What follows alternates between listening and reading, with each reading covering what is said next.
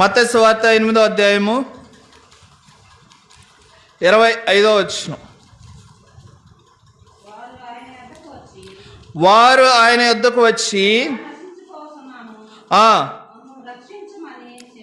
చూడండి, ఈ సందర్భం మనకి చాలా సుపరిచయమే. యేసు ప్రభువారు శిష్యులు అంతా కలిసి ఒక బోట్లో వెళ్తున్నారు, ఒక ఓడలో వెళ్తున్నారు. ఆయన అడుగు భాగాన కూర్చొని పడుకొని నిద్రపోతున్నారు. పైన తుఫాన్ వచ్చింది, పైన ఆ గాలి వెళ్తూ ఉంది.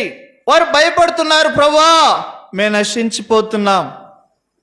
మనం వెళ్ళే మార్గంలో ఎవరు ఉండాలంటే ప్రభుని యేసుక్రీస్తు వారు ఉండాలి.